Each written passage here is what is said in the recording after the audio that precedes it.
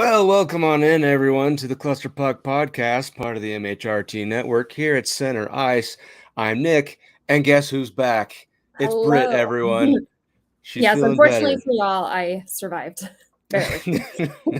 No, big fortune. A lot of people missed you last week, and we're happy that you're feeling better and here on the show. So, don't forget, everyone, if you like what you saw last week and if you like what you're going to see this week, don't forget to subscribe. Oh, they will. Don't forget to subscribe to the MHRT Network so you can get notified when the shows go live, such as the Cluster Puck Podcast and other Broncos news on the network. You can follow us individually at Cluster Puck Avs on Instagram and Twitter, as well as the Cluster Puck Podcast on Facebook. If you have any questions, comments, concerns, or emotional outbursts, go ahead and email the Cluster Puck Podcast at gmail.com. So we got a lot to talk about. It was a very eventful weekend. Yeah, to say the least. I don't even know where to begin this, though. Do we break the sad news first? I guess if you want to end the podcast on a good note. Because it's always whenever you're listening to a pod and people are like, well, it's hard to turn from there. So we'll just get to it and then, Okay, so we'll address the sad news first. So yesterday, one of the nearest and dearest people to Avalanche fandom passed away, the great Peter McNab.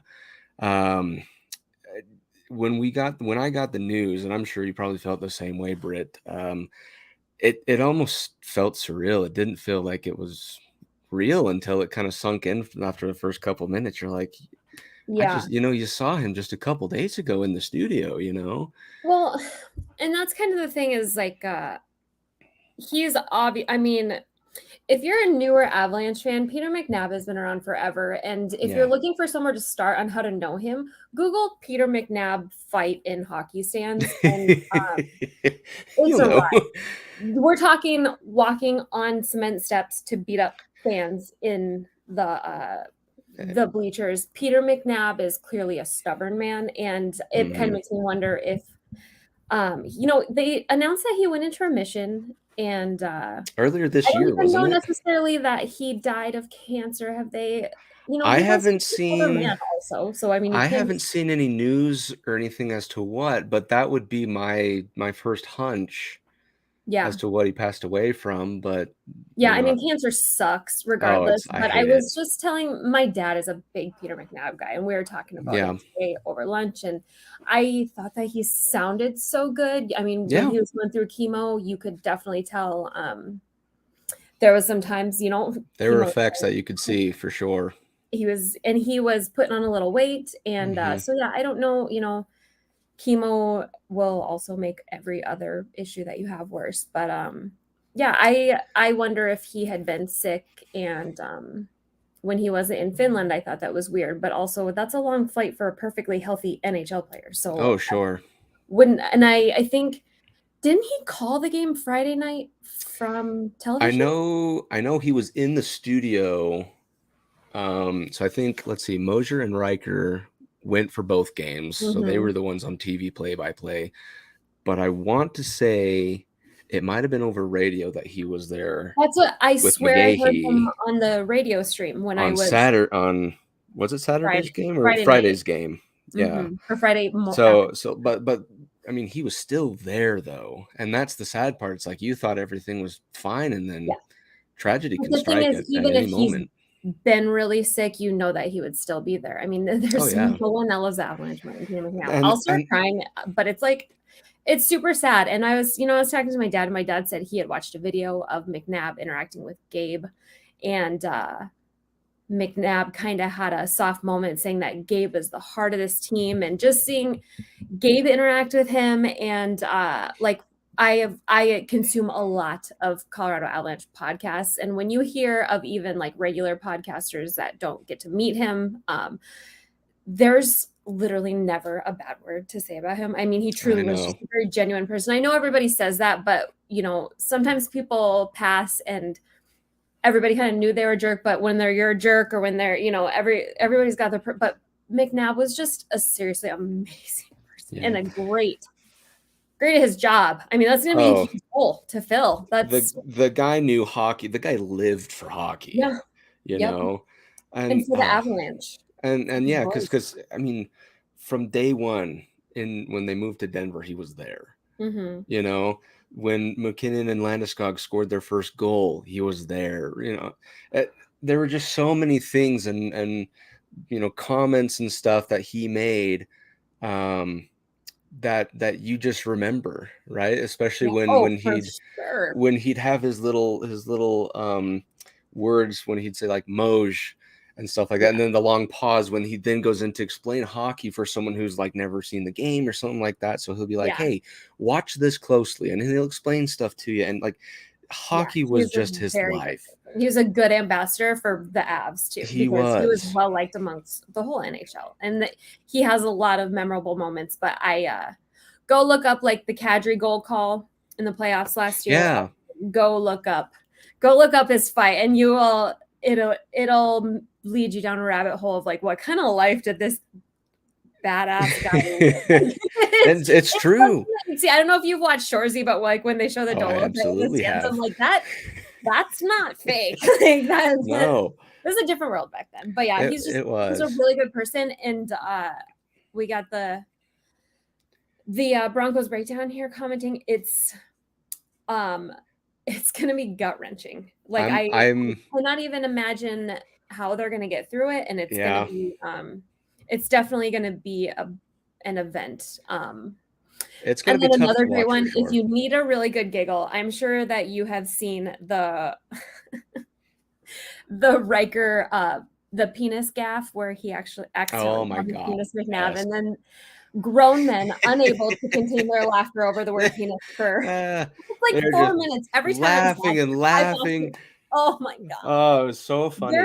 I think Riker was about to puke. Like he was truly trying to stop himself at one point. And of course, those two dweebs are just feeding each. Oh, it's so funny. So you can also Google penis McNab would be perfectly. But that is if you need a good McNab moment. Oh, that's a classic. It. Yeah, that is a classic. It's so good. Yeah, Riker makes everything more funny though. So. He does. But yeah, so I mean that's our sad news, and honestly, it's kind of one of those like we should just be thankful that we had him. As long as we don't have to listen to Jack Edwards for.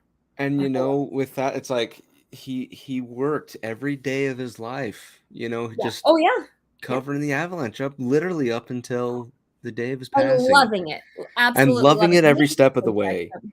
Yeah. So to the friends and family of Peter McNab, we wish our condolences, and our thoughts and prayers are with you at this time. So and as hard as that gap is that we have, it's probably good for everyone that we've got a break now, because that's probably a really tough plane ride home. Yeah, and we should probably stop complaining about no hockey, because it's probably good for the guys. Honestly. It's probably good for especially Moj, who worked with him for what now? Forever. 16 years now. I just hope that before he passed, he got to see. Did you see Bo Byram dunk on Keith? That comment was probably one of the most golden opportunities. He wasted no breath saying that one to the grave. Super. Yeah, my name's on the cup. Oh my gosh! And Keith just was like defeated. Somebody else totally dunked on him too. He got torn apart in Finland. It was pretty funny. It's easy to do. He sets himself up, but anyway, that's the sad news. We wanted to get that out of the way first, just so we could then end the podcast on a good note. But like we said, I'll post those videos in the comments, because they're totally a new Avs fan or an old one, and you haven't seen them. It's a really it's like that family. It's the deepest way to really fall in love with the Avalanche. Our voices between Connor, Riker, John Michael Lyles. Like we have the best. We have the best group. We really do. We really do. And McNab was kind of like he almost felt like a grandpa. He was in a sense to everyone, to anyone. Me too. Yeah, my dad was on the verge of tears when we were talking about it. I mean, everybody. I had such an empty feeling yesterday, because like he's never met me. I've never met him, but I watched him so many times, and you just felt that connection, because it almost feels like he taught you the game of hockey just by simple phrases, simple nuances, little things here and there that you began to get accustomed to. And now that that's gone, it's like, just so gut-wrenching, and it hurts. His personality beyond hockey. constantly. I mean, you wouldn't even have to know him in a hockey setting to love him. I just can't even imagine what his family's feeling. So I hope that I hope it wasn't, it's hard if you want Sudden or not, but I'd imagine everybody. It's going to be hard for a lot. It'll hurt for a while, and I know here on the podcast we're gonna post a few more things, I'm sure, about just his memory and the legacy that lives on with him and whatnot. So, anyways, we'll move forward, but like I said, I know we'll be still remembering Pete here in the next few weeks and still posting about him and stuff like that. It's going to be. There's going to be a lot of things going on dedicated to him. So he's not. Nobody's going to forget about him. And he's an Avalanche legend. I mean, we can take. I'm hoping they raise a. I'm hoping they raise a banner for him or something like that. That would be just because I didn't cry enough over the first one. No, and cry for a different reason. Anywhere, but we can only say so much especially when everybody else is saying it. I know. And there's not many personalities that every single person is absolutely gutted, as opposed to just posting out of respect. Yeah, definitely. So, and I think like we said, I think Riker might take over kind of now for Pete's spot, and we'll see how that adjustment is. I thought it was fine in the Finland games, but that's a good transition, actually. Before we start crying and just tears falling out of our eyes, we need to move on to the happy stuff. We need to move on. It's weird. I'm sure everyone's aware, the Avs played the Islanders, and then have we talked since the Islanders game? You and I haven't. Okay, so we'll discuss the Islanders game. So it's been a roller coaster of emotions, and I still don't even after 2 relatively glorious wins, I'm still kind of like, am I happy or am I? So, I mean, you went to Finland. You can't get any happier than that. And then like this, and then like this, and then like. So it was a weekend, man. I tell you.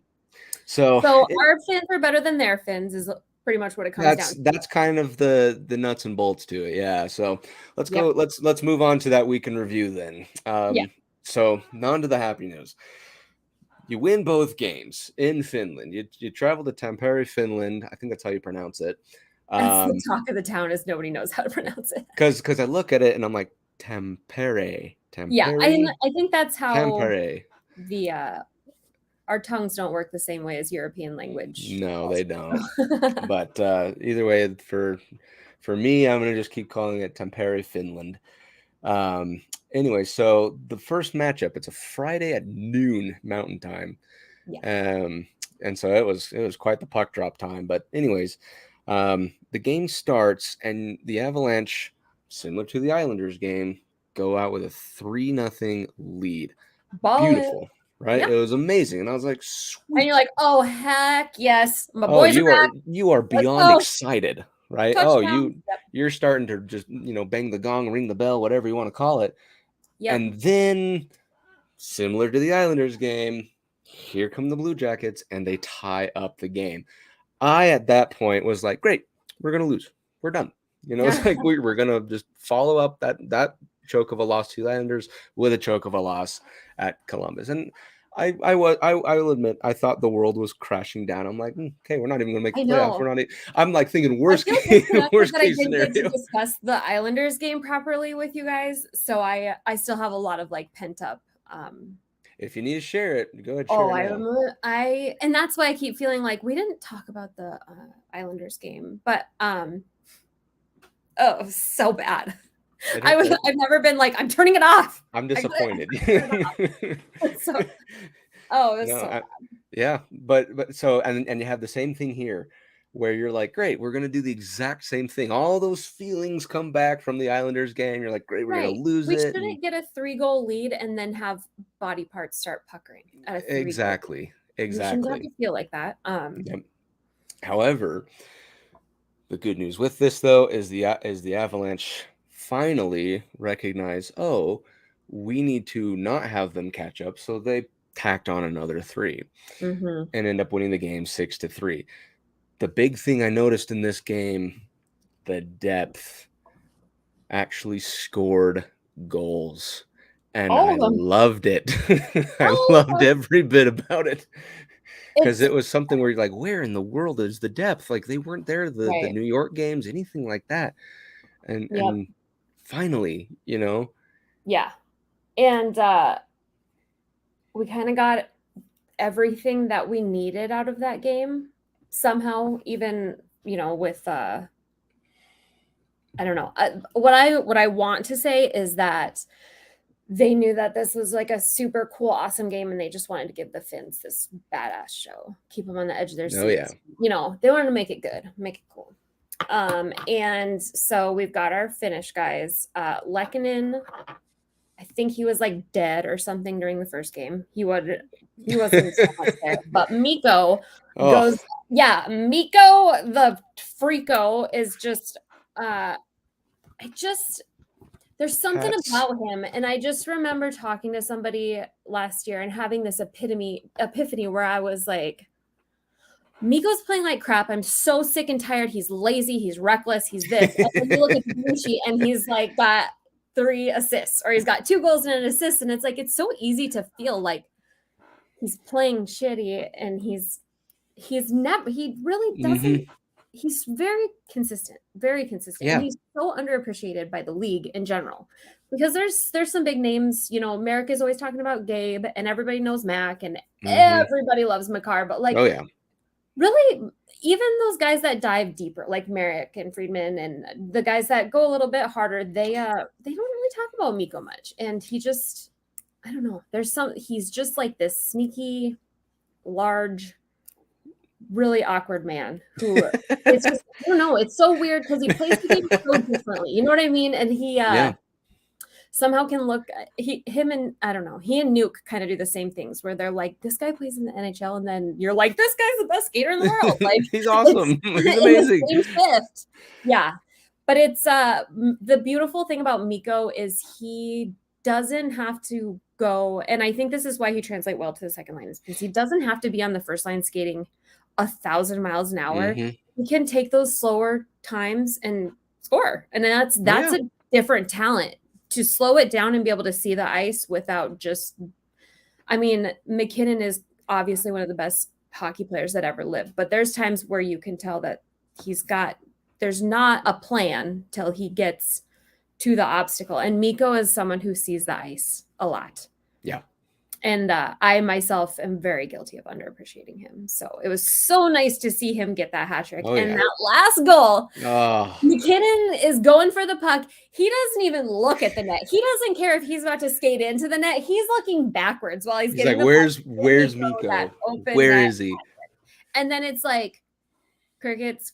And I'm like, do they know that they're supposed to throw hats on the ice? And then it's like, the Finnish people, I thought, they're a very reserved people. I noticed in that game, like whenever something good was happening, like in the United States and in Canada and stuff, people were like going nuts and like, yeah, I know. cheers. But then they'll go get in their car and like turn Iron Maiden on. I know, it's so crazy. And like when there was like a really big hit or like an odd man rush or something like that, you just hear them like golf clapping. They're like, oh, very good, very nice, very entertaining, well done. You know, I'm just like, what is going on? It was nice to see. It really seemed like people super enjoyed it too, and it was funny to kind of listen to the music that was playing too, because it was the music was so bizarre. But I'm like, I wish this would come to the States, man.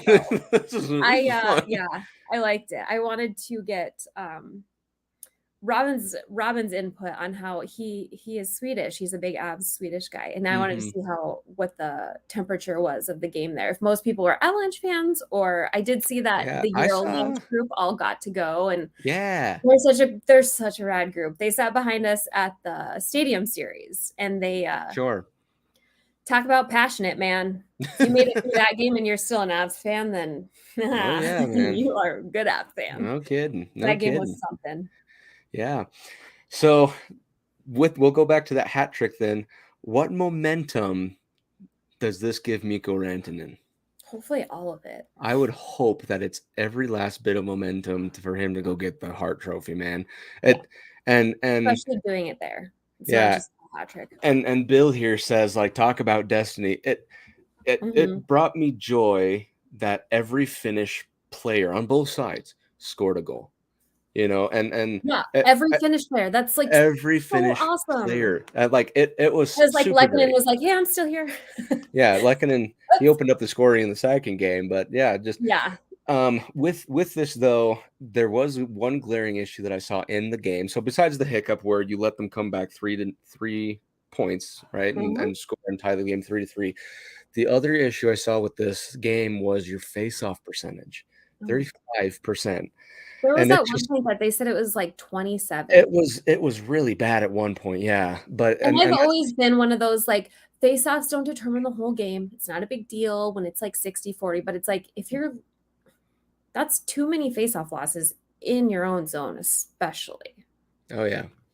And that's a Kadri thing, probably. Yeah, and that's one thing I noticed with like Kadri, and even then though, I'm still teetering on that side because yes, Kadri was fantastic in the faceoff, but he was also kicked out of 106% of the faceoffs he took. Well, that's what I was gonna say too. Is I think Mac got kicked out of every other faceoff. The reffing was so bizarre. There were some really missed the whole weekend, very missed calls, like obviously missed calls. So, but at the end of the day, you catch the W on the first game. Second game, like we said, Lehkonen scores. Great. You win the game 5-1. Okay. Right. So you do better on your defensive end, but your offense, I'm so disappointed you don't get 6. Ugh. So mad. Right. Again, the depth in this second game was great. Right. So in the first game, especially with no Bo, that was a big that was news, That was like, oh dang, how's this going? Notice how fast they said lower body. They're like, it's not his head, it's okay, settle down. It's not. Like, okay, lower body. Is broken off or amputated. Nobody panic. As long as it's not his head. Nobody panic. But so that depth. So JT Compher and Logan O'Connor are the first game. They're the depth pieces that scored in that first game. The second game was a bit more interesting. So you had O'Connor score a goal. So the 2 goals in 2 games. Good for him, right? I hope he keeps it up. Newhook finally gets on the board, and a meaningful one, and it's a meaningful one, right? It's not just a garbage goal and whatnot. And I think I said it was his first goal. I think I meant his second goal. Yeah, no, but I mean the other one, it probably felt good, but it did. But hopefully now this means that second line center, as soon as the team is fully healthy, kick starts those wheels, right? Well, I know a lot of people were speculating that it was like a downgrade for him to be put at wing when they released those lines, that he was going to be on the wing, and him playing well makes me think that it was a collaborative decision, and maybe it was good to put him somewhere he's a little more comfortable so he can get that goal, and you just got to get rolling. I mean, it's a momentum thing, especially for him. Yeah, you can tell he's definitely someone who thrives under the right kind of pressure. Yeah, because with previous games, he always had those opportunities, but he never was able to finish. And so finally, with these goals that he finally put in, and in Finland, I hope that's a confidence boost to be like, yeah, I scored overseas. Cool. And it might be in part 2. Rodriguez he's finding it. He found it. I mean, 27 minutes in that Islanders game. Crazy. And he and Newhook seem to really be vibing because they do. So the other piece, so Devon Toews gets a goal. Great. You'll expect more from that. And then Martin Kaut gets a rinky-dinky backhand off the goalie shot. But people cool. are like, did he do it on purpose? And as a goalie, I can tell you, people definitely purposely shoot it off your ass. I would absolutely believe so. Yes. There are so many times where, especially behind the cage shots, where there are people where I watch them purposely fire it right at the goalie's back. Well, and right behind the the reverse VH exists, that closing up the pole and closing it with your arm is because they're looking to bank it off your back, your side, your butt, and those hurt too. So that goal probably did not, because that rang off. Was it what is the back of his shoulder that it rang off? Yeah, and there's not. I mean, they have a lot more padding than terrible beer league goalie, but I can't imagine even through that it still can't feel good. But the NHL, the ways to score goals are not just like shooting for corners and 5 holes. They're not just looking for those holes. They're making new holes that are those people are scoring from the goal lines. I mean, it's incredible. Oh yeah. I really like there's a goalie podcast that I listen to, and that's, I mean, we're having to learn how to play in a way that's so that these Michigans, stuff like that. I mean, and the Sonny Milano / Trevor Zegras ones. Yeah. Because I'm sure you'll see more of those. Because I remember when that goal was scored, that was about all I saw as far as other highlights go. You know, as far as like little leagues and stuff like that. That's all they wanted to do. Yeah. You know? For sure. And I'm sure there'll be the next big goal and stuff like that. So yeah, you goalies definitely need to get a. I know, bringing that lacrosse in. Somebody pulled it out at the Muskies game, tried it on our goalie. Thank God he got his glove in front of it, because I always feel so bad for the goalies on the good goal highlights. The goalie has to watch himself get scored on. Yeah, and you're the butt end of that highlight. Exactly, something you shouldn't be expected to save. So I don't know. Yep. So that being said, in this game as well. So I think it was the most complete game they played. Georgiev played fantastic. Like I said, everyone actually got a decent amount of time on ice. I think Dryden Hunt was the lowest with just a shade under 12 minutes. Yeah, it was better. Time on ice is a huge concern to me. I wish I could call Bednar and ask him, is this just how Gabe gets back, or because I just, with our athleticism and our youthfulness, especially when you look at, so like the Islanders game, our bottom line, our fourth line played 4 minutes. And it's like, with our youthfulness, the Islanders are the they're like this, I looked it up a little bit ago, like the 7th or 8th oldest team in the league. Oh, yeah. Clutterbuck is like 9,000 years old and almost and we should be pulling away from the beginning of the game. We should progressively be pulling away from teams as they slow down from keeping up with us, because they can't. And we always have a big, like, or even a small meltdown period. And I feel like with Gabe being gone, that meltdown period is long, because we're missing that voice on the bench that regroups them. And Mac is like manic almost at times and kind of uncontrolled, some of those penalties. And same with, it's kind of like you got Mikko, who's maybe a little apathetic, and Mac, who's a little bit out of his mind. And then you've got Gabe, who is like chills everyone down. Exactly. Just brings it back down. That's a voice that you wish he could just sit there on the bench and yell at him. You need to have like a little speaker or something like him on FaceTime on the tablet. So then you pass it to the guy and he just goes, hey, whoa, hey. Allie, I agree. I emotionally can't deal with doing this until Gabe comes back.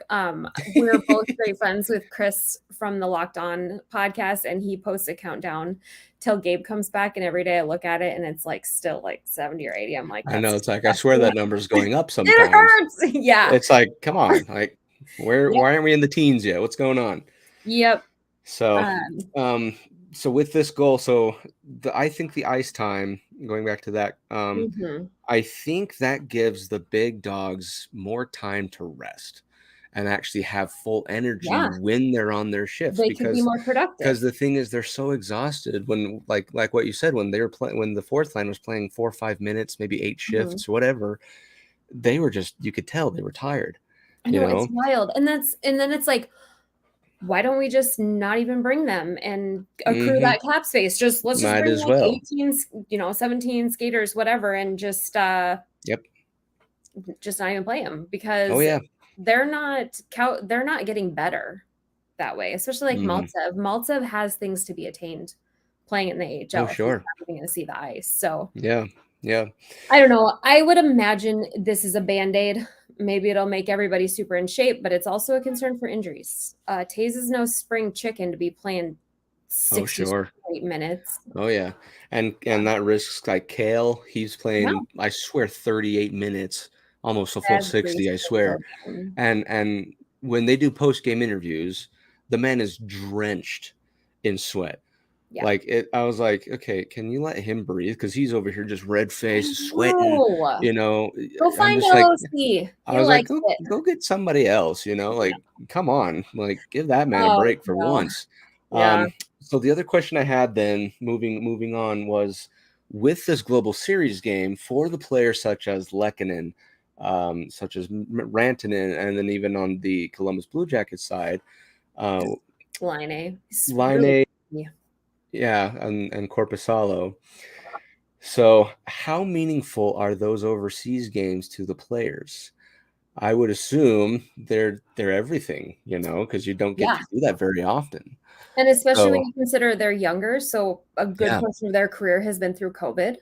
So they not only have their families not seen them play, they've not even seen a lot of their families or friends or anything. So I mean, it's huge. Laine played literally like the best game of his life. He played fantastic. Out of his mind. Yep. Korpisalo, the first part left a lot to be desired, but having come out from an injury, 7 months. Yeah. Having come back from an injury very well. You got to give him some credit because, it's your first game back. Right. And I'd imagine he wanted to be out there, but that's pretty brutal to have to go out against the Avs for your first game. Yeah, that was the only thing where he's like, you're really like, I'm happy to play in Finland, but against the Avalanche, like, really? I can't believe it. Yep. Swim. So that being said, the games in Finland are done. I agree with Bill here on this comment where it says they should have just stayed in Finland, because that's the first back-to-back win of the season. We had this discussion last week, him and I, saying that the Broncos need to stay in London and the Avalanche need to stay in Denver, or excuse me, in Finland, just because that seems to be their feeding ground. But you carry this 2-game momentum, and your next game isn't until 2026, I think. Something like that. Yeah. Something around there. Yeah. Oh my gosh. It's going right to the playoffs. Yeah, you might as well. No, it's Thursday. So you have time to wear off the jet lag, maybe go on another vacation or two. I don't know. And then you have a home game. And I think the next 3 are home games, but the 2 this week are against Nashville and against Carolina. So the schedule is absolutely insane. It's ridiculous. I can't no one Carolina and Nashville should be really good right now. So to send them across the world and then back after back to back to back to back to back. And then let's go get our butts kicked at home. Go how they're supposed to, because I mean I can't even imagine having to play hockey after traveling across the world like that. I know. And I wonder if that's why they gave him so much time going to and then coming back, is to just acclimation, practice, get back into the swing of things. And so hopefully if everything, all the dominoes fall in the way they need to, that should mean that the Avalanche are well rested for these 2 games. I don't believe these 2 are back-to-back. I believe it's a Thursday and a Saturday. No. Yeah. Yeah. So. And I just really hope that hopefully we have Nik and Byron back, because fingers crossed, man. If we would have had Nik this weekend, I really think we could have. We would have put 10 on him. Yeah. I think. And that's what the second game, I was like, just keep scoring. Like, why do you guys just don't stop? Just score a million goals. Just let me sleep good tonight. But no kidding. They did not come through on that part. I'm sure this season, I'm sure they'll get to 10 at some point. It's just a matter of who. I think this is the season they get it done, and I think it'll be by way of 2 hat tricks and then a bunch of other people scoring. and like I said, if that happens, call me the Avalanche prophet, man, because that's amazing. Yep. So if it does, there you go. Also, if that does also happen, that's another one where I might shave my head, depending on how happy I am. I will not make that promise. that one I don't think we can go in on, the 82-0. But anyways, let's move on. Nashville and Carolina, like we said, keys to the game for the Nashville Predators game. Number 1, crash the net, because loose pucks might go in. And I noticed this with Saros, just over the seasons and stuff. When he doesn't grab a rebound, if he doesn't trap it well enough and there's a loose puck, there seems to be this chaos where he kind of just doesn't quite know where it is. Sounds familiar. So if there's a way you can crash the net and just keep that chaos going around him, so he's like, what am I trying to get my he looks like he's panicking. Mm-hmm. Just get sticks in there, right? Yep. And push something in there, right? And which is that's a tough thing we're missing with Gabe, that garbage. We don't have a garbage man out there now, like Gabe. Yeah. Cleaning up rebounds. And that's just it. It's I guess someone needs to take in that position where you just kind of get the trash after that and put it in the net. Mm-hmm. So that would be my big thing, is if you can do that, Saros begins to panic, and I would assume pucks would go in and you'd get goals. Yeah. Because I noticed that with like Georgiev, a lot of the times he knows where it is, but on those times where it's like there's all kind of madness and mayhem, someone either scoots the puck out and boom, one-timer into the net, or it just kind of squeaks past and, one of those like, oh, if someone else's stick was there and whatnot. Because Josh Manson is like laying on top of him and pretty much, yeah. It's like you can crash their net, don't crash ours. You know what I mean? Oh, Josh Manson is always there, like, oh crap. No, for sure. Kind of a rough weekend this weekend too. Yeah. So the only reason I lost my train of thought was this comment here. Bill just says, "Hey Nick, if you look like me if you shave your head." With the wash hands, I think, is that the wash hands emoji, or is he trying to say shave your head and wash your hands? I thought my hands were clean. They're not clammy or anything, but I don't know. Bill, we'll need to discuss beauty standards at a later date here, bud. But hey, it'd be a privilege to look like you, my friend. Always would be. Always would be. I aspire to be like you. So the second key to the game. Let me jump back onto the subject here. Second key to the game: make quick decisions when on the odd man rush. You saw it in Columbus. I hope you see it against Nashville, because like McKinnon with that Lehkonen goal, he was quick. He knew exactly what he was going to do before he even had the area where he needed to make that decision. McKinnon is suddenly the king playmaker. He knew. Yeah, and it's perfect. Incredible. His passing has been phenomenal. Oh, it's been great. So keep doing that. Because that was a lot of the problem when, for example, when we went 0 for 6 on the power play against Jersey. I think it was Jersey. We just didn't make the right decisions. We were waiting for a decision to come to us, and by then it was already too late. Yeah. So if you make those decisions early, know what you're going to do before the puck even gets to you, or before you get to the breaking point of pass or shoot or whatever. I think if you do that more times than not, it's going to lead to be a more beneficial outcome for you, whether it's a goal, you drew a power play, whatever. I think if you do that, you'll be in good shape. Yeah. Last one, and we touched on this a little bit for the Nashville game: win faceoffs, please. Yeah. Our faceoff percentage, it's just been so sad. I don't know what you need to do, but if you win the faceoffs, and we've discussed this, I think, time and time out, you and I, it's like free throws in a basketball game. They make the difference, even though you don't. It's wild that Mac doesn't get better at them, because at this point you'd almost have to wonder, like, can he?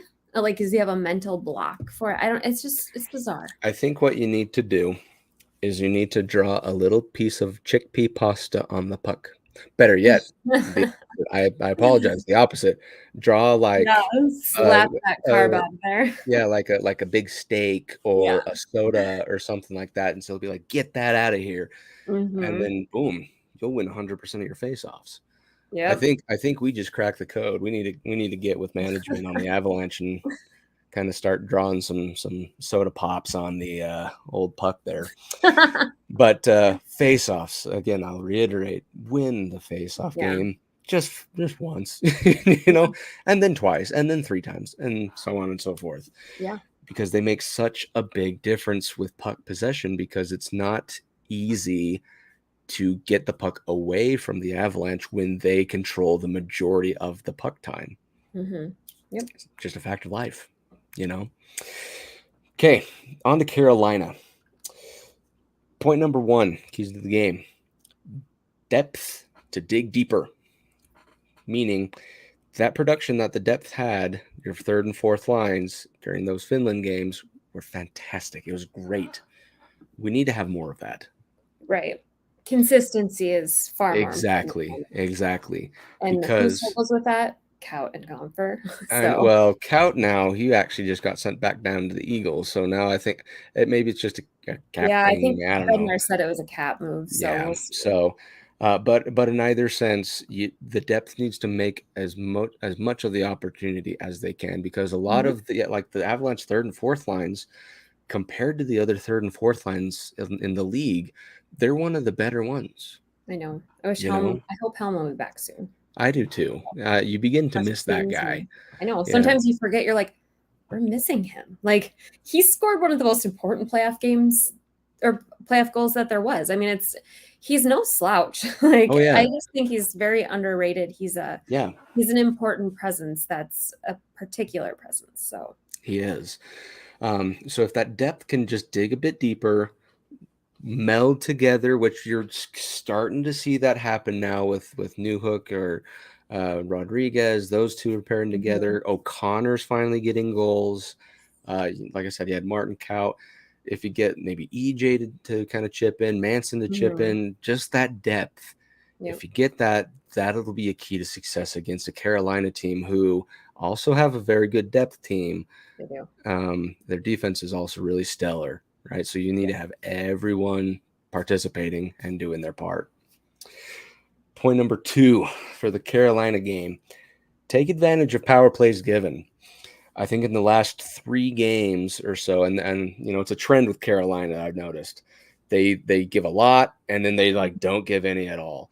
And right now they're on a low note where they're not giving very many power plays. And this game could change, especially when they're going to come into this game knowing we need to not give the number 1 power play. Exactly. So that might be one of their biggest things, is to play a clean game, because with our power play, it's great, and more times than not so far, it has led to a goal.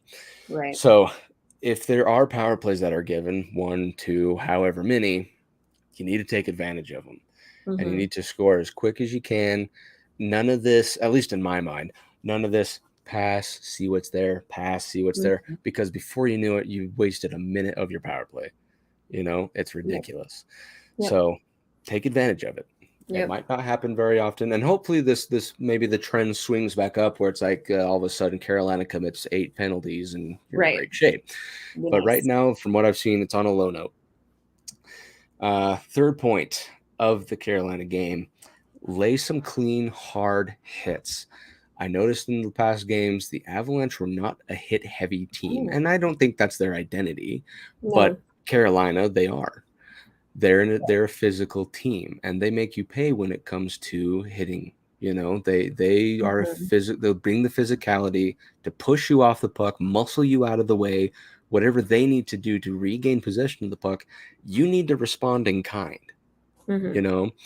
If you don't, it might be more catastrophic than you think. You won't think it's a big deal, and every game's different. You never know. Yeah. But you need to lay some clean, hard hits to show that you can hang with that type of gameplay. Sure. Especially when you've got Brett Burns, Slavin, Svechnikov. I mean, we need to make a point out there. This team, they're called the Jerks for a reason. So it would be nice to not have Kale laying the biggest hits of the game. And then that fight from McDermott, I could also do without just playing over and over again. That was where he has the jersey and keeps hitting like this. I think those jabs are pretty funny, actually, because it's he's like, stop it, definitely a strategy. But Olivier's helmet, his chin strap was so tight. It's like he knew he was going to do that. So he wrapped his chin strap so tight. It was like cutting off circulation to his face. It was like the most painful thing. It's like when 2 girls just holding each other's hair or something. It was so yanking it. And somebody let go. But then when McDermott lost his helmet, I'm like, don't touch that man's pretty face. It's incredible how attractive he is. It's so crazy how he will get in all these fights. I swear, it's like whenever he plays, it's at least one a game. Yeah, it is just one a game. Fights. But it's like he just sits back on the bench, ices his knuckles, and then he's right back out there. Man, he was mad about did the fight start over Mac getting hit there, and he was not about to let Mac handle that at all. Something like that. I don't remember, but yeah, and that's the good thing about him though, is like he's your token goon essentially, you Well, know. and they love him. They Oh love yeah. him. Did you see the video of him falling with the cup? Yes, He where didn't I die. think he was like so drunk. He was like, Oh, yeah, man. and then just fell right Between him and over. Kubel, which did you think for a hot minute there we were going to pick Kubel I up? thought we were. So for those of you who don't know yet, Abi Kubel was waived by the Toronto Maple Leafs. And I was like, I mean, bring him back. I know, and I'm not positive, and I tried to look it up today amidst my 10 million things that I was running around doing. It seems like I heard something that we almost couldn't have even claimed it if we wanted to, because it probably could have. We couldn't release anyone, so there was like that stuff gets so confusing. But yeah, because it's not like we could release Kaut while we're in Finland, and he go, you know. It's like, hey, thanks. Like here's a one-way plane ticket back to the States. Yeah. By yourself. Yeah. Oh man. No, but and that's just the thing I noticed with McDermott, kind of going back to him, is like last season you were like, this guy is such a liability, right? He was the slowest skater on the ice, his puck possession, and mind you, this is me talking, okay? I can't skate, okay? And it's like his puck movement is not very good, and you're just like, what are you doing out there? Relatively speaking. And then he plays for the Avs, so then it's just exactly dramatized even more. Right. And being the elite squad that we are, you're just like, ugh, you know, can't have liabilities. But throughout the season last year, you saw him get better and better and better. He even got a goal or two. You know, oh my gosh, he got robbed so hard. That was that was one that I was going to bring up. One thing I noticed with him though is when they are in the offensive zone and McDermott is on the ice with that fourth line or his third defensive pairing, whatever he's playing at the time, if he does get the puck and he sees that there is a possibility to shoot, he will shoot it. Yeah, he doesn't freeze, and he doesn't. You got to wonder if that's part of the reason he is beloved in that locker room. And I also wonder, I think that his ability to play forward in D and Bednar's, his willingness to move him back and forth on that, to utilize the cap, you know, the cap, not manipulation, but, you know, we're sending people down for like 2 days just to work with the cap and $9 in cap space. So he gives us a lot of freedoms there. And I think that's probably a big plus for Bednar, but you'd almost think that, and I haven't ever checked, but you'd think that we'd call it McDonald more for that, but I don't know if McDonald is quite as fluid going back and forth. I wonder if now we'll start bringing up people like Sampo Ranta or Oscar Olausson or something like that, because I think like we've done the experimenting with the Eagles where it's like, okay, we've called up Kaut and Maltsev or whoever, you know, and he doesn't trust Myers. It's like, why don't you bring back Myers? I don't know. You know, why don't you? My dream come true would be he'd be like, oh, Sampo and Myers are doing awesome. You're both up and on the roster, and pretty much. Because I think right now Ben Myers, for him at least, the best thing that they can do is put him back on the Avalanche. Because he gives it a lot of effort in every single game that he plays. And he's not a baby. He's not like tenured. I mean, he's already got a goal this season for him, for crying out loud. And it was a great tip, and it was a great tip goal. Right. So it's like, yeah, you're kind of through this experimenting phase. And I know you're only like 11 games in and stuff, but that's already an eighth of the season. Almost a little I just over that. hope that this is not something that's going to draw a huge wedge between him and the organization, and that it was kind of a sweepstakes to get him, honestly. I mean, that was a big win for us. And I just hope he's not like, I would have just gone and played, you know, for the Devils and started my career out. Devils or I think the Wild was another team, because he's from Minnesota, you know, so hopefully it's a mutual-ish. Yeah, and I know they'll bring him back up, but I'd like to be in a more permanent nature. And it's the same with like Sampo Ranta. Bring those that were on the Eagles and they're doing well, It's time to bring them up and start solidifying, right? And I know Darren Helm will come back and Landeskog will come back and all that stuff, but for now, so we'll be left with one roster spot for one of those Eagles guys too. Is that once Nuke, Helm, and Landy are back? Yeah, so let's see. Let's recap this here. So 3-headed monster first line.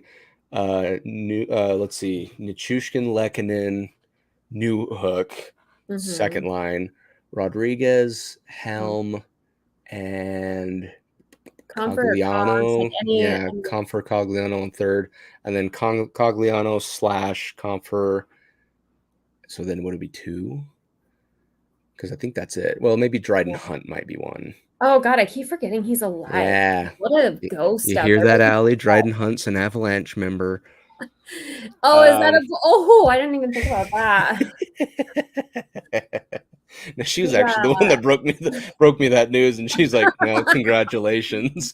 Did the Rangers love him, or? That's something, Allie, I guess if you want to go ahead and type away in the comments. But as far as I know, I don't think he was a liability. I wouldn't assume he was. I don't think he was for us. Because he hustles. Also, he's not could have been in the bathroom like eating a hot dog for all I knew, though, because he wasn't. I mean, he just wasn't loud. So Dryden Hunt might be another staple in the fourth line. So that you might actually be right. Oops. Allie says, okay, and I'm sure she's typing away right now for the answer from her other question. So, you might actually be right, though. That might leave one spot on the fourth line. Which you would think has to be Myers. I didn't think that was it would need to be, because I think out of everyone that's been called up, Kaut, great, he had a goal and whatnot, but Myers seems to be the one that takes advantage of every puck possession he has and doesn't fumble around with it, doesn't make mistakes. So, that would be my take on it, is to put Myers in that spot. So Dryden Hunt. Let's go get Jost back because he's probably going to be waived here soon. They scratched him, I think, and whatnot. Let's see. Allie says he got nothing done up top with Mika and Kreider. However, in the next comment, she does say decent depth player, though, and that's exactly what we've seen. He muscles. He carries his own weight. He'll for sure, and that's what muscle someone off a puck for sure. Everybody's not out there to be loud. I mean, a quiet player. I mean, that is very, very valuable. Someone that you don't fear or have to stress about, but I just really still want to see that time on ice level out so we can know what we truly have in a fourth line. And I just maybe Helm coming back. I'm just praying to God that you're like, sweet, Brad Marchand's going to be gone for like half the season. That mug. And then he shows up and scores Happy Halloween, everyone. Goals, and it's like, okay, is Gabe Landeskog going to come back 2 months early? Because that would put him coming back like a nice early Christmas gift would be fantastic. My God, please. And you have to assume that he would hopefully come. They're going to overshoot it. But the Helm thing was weird, man, because he was questionable. That one was undershot, if anything, because I thought he'd be there for the season opener. But you don't know. So Cogs left the game the first night, concussion protocol. He did not have a concussion, but he left the second night. Dude needs to stop open-handing, stopping slap shots. Like, punch the puck with the front of your padding. He might as well block it with his face this time. Oh, man, I hope just a one-timer right to the teeth. He's so hopefully we're not looking to fill him too, which I mean is easier to fill than Gabe or Nuke, but they do seem very unconcerned with the Nuke stuff. It sounded like he could have come back both times, but we should be able to beat Columbus without. I believe right now, as it sits, they are last in the league. Let me check that real fast. And that's kind of one of the things that I had about like being too excited about the weekend, because it's like you should beat them, but also that's not how the NHL works. Freaking Chicago Blackhawks are like what in the league? They're 1 point behind us right now. At one point, I think they were second or third in the Central Division. God. It's so crazy. And it's got to be maddening for them too. They're like, we don't want this. Like we wanted Bedard. Like, what's going on here? Yeah, and that's what the same with like the Coyotes go out and beat the Leafs, and it's just like all these weird. But boy, the Ducks suck, man. I bottom saw something tier. today that made me physically ill. Their power play for the year, their power play is -2 because they had not scored a power play goal. But they had 2 shorties against them. You're kidding me. Oh my gosh. Yeah, bottom 5 as it sits right now. We're recording this November 7th. The last place team are the Columbus Blue Jackets. Yeah. So followed by the St. Louis Blues, which that makes my little heart beat. Man, they are burning down. Bennington is but I love to see it. Well, people are like, this is what fuels him. And it's like fuels him to let in 9 goals in 2 games. Yeah. Here's the irony of that, though. So my family, we're a hockey family, right? Mm-hmm. Avalanche fan here. My least favorite team are the Blues. Right. My brother, Jacob, he is a Blues fan, a diehard Blues fan, and his least favorite team are the Avalanche. We have the common hatred with Tampa and all that stuff, but like, how do you hate the Avalanche? And I know I'm biased, but this Avalanche, Patrick Waugh time, like sure, but this. Oh, sure. That's something that he's decided, you know. And I know, like, especially last year, he didn't like Kadri. He's not a big Kadri fan. Fair. Even except for, you know, he wasn't one of those fans where he was like, you know, with the postseason stuff. He wasn't that. Kadri, he's a rat. I mean, that's and he's one of those players, and so yeah, there's merit to that. But yeah, it's one of those times where it's like, whenever they play the Blues and the Avalanche, it's a brotherly hatred, and I love it. Oh, it's great. I know, but I love their reverse retros this year. The reverse retros are fantastic. Yes. So let's see. Third to last is Ottawa Senators. You thought they'd be better. Man, I did. And I'm sure they'll catch up at some point, but I thought they were like playoff worthy. You know. Oh, for sure. Fourth to last are the San Jose Sharks. And that one hurts me because, like I said, I'm after an Avalanche fan, I'm a Sharks fan, and that hurts. And they've lost 3 straight games now in shootouts. Yeah. Oh, it's gut wrenching. And then the fifth to last are the Anaheim Ducks, and kind of like what you said, their power play, I guess, is at a -2, which is pretty impressive. Maybe they just don't play the rest of the season and leave with a cool stat for the rest of the. That's what I don't know. Are they entirely lacking goaltending right now? Because they're just I don't know. -22. I have no idea. 61 goals against. Yeah, that's. But then you look at stats and it's like you got to see the eye test because is that the defense or is that the goalie? Oh yeah. And if you ask me, it's always the defense. It is. Okay, last we'll wrap it up here with some last little housekeeping items. So Bill with Broncos Breakdown, he just asked, do you both feel that with the passing of McNab that the Avalanche will use this as motivation to win back-to-back championships in honor of Peter? I absolutely hope so. I firmly believe that they will. Mm-hmm. Because I think I saw Kale post about it. I saw Landeskog post about it. A lot of Avalanche players posting about it. So it's like he made more of an impact than people realize. Yeah, I think that our team and broadcasting crew are a lot closer than a lot of other. Our broadcasting crew has been around for so long, like all of them. I think it's a very, very tight-knit group compared to a lot of them. So I hope that they can. I definitely hope that they can. Yeah. And then the last housekeeping item. This is fun news from Brit and I.